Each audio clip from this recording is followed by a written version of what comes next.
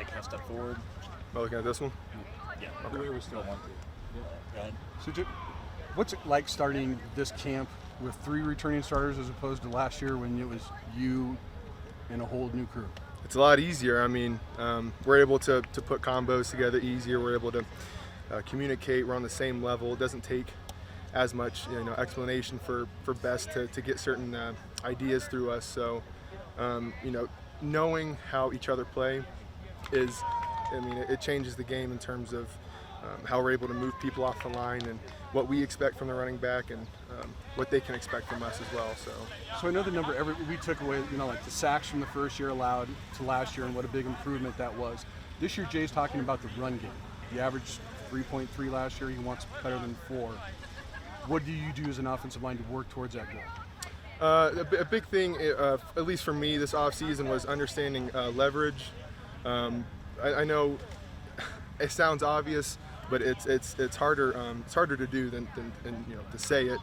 Getting under people with my guards is super imperative to being able to get guys off the ball for gaps to open up.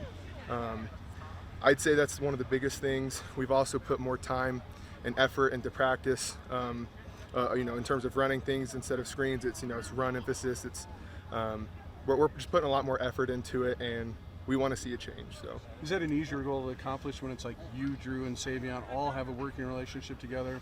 You can factor in 2 guys. It's easier to reach that goal. No doubt. We have our own communication system.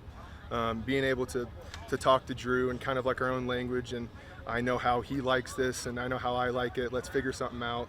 It's not this brand new thing of like how do you want to play this. It's I know how you play this, and we can work better now. We hear all about the air raid, but to have Coach say we're focused on running the football as an O-lineman, does that make you smile? To say, Oh, it makes me happy. That makes me real bread happy. And butter. Absolutely. We don't get too much credit, but being able to see our running back go into this, the end zone, and we get to celebrate there, right there with him. That's why we do it. It's an absolute pleasure. It makes my day. So it really excites me to hear Norvell say that. You've been around the block. Can you put into perspective maybe the attitude, the mood of this team as you guys get ready to start this season? It just seemed like this was a really excited bunch to hit the field. I feel like we got something to prove, man. We got guys like Chase, Henry, Jack leading this team. I'm real excited. We got a whole bunch of veteran guys that football is their number one thing that they want to excel at, and they want to see everybody else do it too. And it makes me real excited. I'm real excited going this season. I got high hopes. What kind of growth have you seen out of Braden in terms of just being a leader and being a guy that this team can rally behind? No doubt. In terms of like communication, he's a lot more straightforward. He knows what he wants. He has the sense now. He has a taste for how he likes protections, and being able to communicate with him is a lot easier. It's kind of like my right guard and Drew and Savion. It's just easier to communicate. The quarterback-center relationship obviously important. Like, how challenging was that for you guys to? You go into the season thinking one guy's going to be QB1, and that obviously changed really quickly. Mm-hmm. Yeah, it all changes. I think just the main thing for me is just having an open QB who's going to listen to the O-line.